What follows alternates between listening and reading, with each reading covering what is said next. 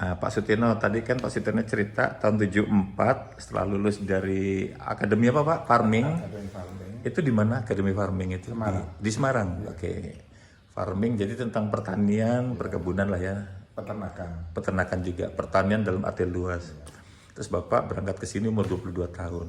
Itu memang ada proyek opo itu kok cengkeh-cengkeh itu. Jadi gini Mas, kalau cerita proyek pengembangan cengkeh itu, kan kopi di Lampung udah pada tua. Kopi. Jadi mau didiversifikasi dengan cengkeh, waktu itu kan cengkeh baru booming.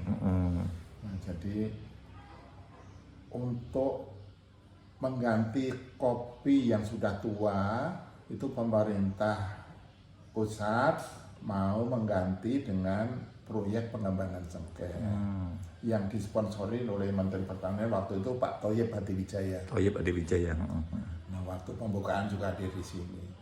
Jadi saya dapat rekomendasi dari dosen saya. Dulu kan saya asistennya Pak. Nah, jadi ada rekomendasi, udah kamu ke Lampung aja. Saya belum skripsi itu. Kamu ke Lampung aja. Ini tak kasih surat ke rupanya kawan kuliahnya. Jadi Pak Ustanala, Pak Sabur, Pak Insinyur Sutati itu masih satu leteng di IPB dulu.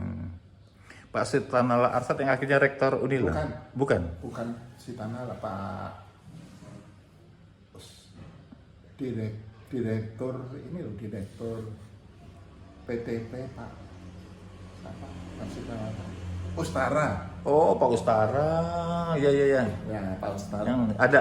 Iya, Pak. Jadi ketiga itu satu leteng, jadi udah saya dikasih rekomendasi, udah temuin aja teman saya.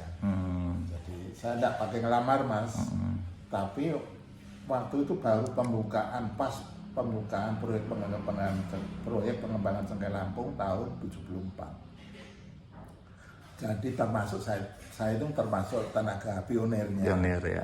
Iya. Jadi ada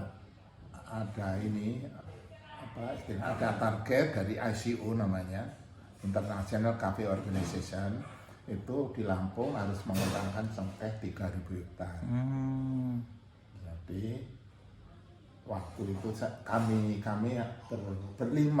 berlima itu jadi pionirnya. Jadi ya tenaga teknis, ya buruh waktu itu. Jadi pertama bisa mengembangkan cengkeh seluas 33 hektar di Tanjungannya, Tanjungannya. Kemudian terus disurvei lokasi sekitar Tanjungan itu tidak cukup 3.000, hanya mencukupi berapa 1.500. Akhirnya kepindah ke Penengahan. Kalianda. Untuk mencukupi 3.000. Itu waktu itu harga cengkeh per kilo 13.000 zaman dulu, zaman tahun 74. Jadi 3 tahun kami udah menghasilkan 4 tahun terkumpul berapa ya, 13 ton Mas. Sudah 5 tahun terkumpul 14 ton di Garong, di PPCL itu Mas. Di bedeng tadi itu, di komplek. Udah komplek. 13 ton. Jadi di Garong, satpam-satpamnya diikat. Jadi luar biasa waktu itu. Harga cengkeh 13.000 waktu itu. Jadi dicari, ya sampai sekarang juga tidak ketemu. Nah, proyek pengembangan cengkeh itu termasuk tergesa-gesa karena polanya belum dibuat Mas. Pola proyek itu belum dibuat. Jadi istilahnya hanya petani menyerahkan tanahnya untuk ditanami cengkeh, sudah berhasil petani kebunnya dikembalikan ke petani. Gitu. Kayak proyek PER itulah ya.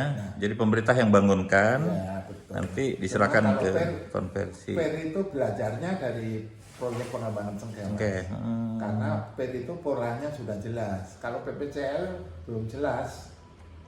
Itu produk cengkeh untuk apa Pak waktu itu? Arahnya mau untuk apa? Untuk rokok. Rokok. Oh, iya. Oh berarti waktu itu memang kebutuhan rokok belum tercukupi. Kita masih Impor? impor dari Zanzibar sama Pemba. Oh gitu. Jadi program Menteri Pertanian untuk supaya tidak impor, kita nanam di Lampung karena baik tanah maupun iklimnya sudah disurvei memenuhi syarat untuk perkembangan cengkeh.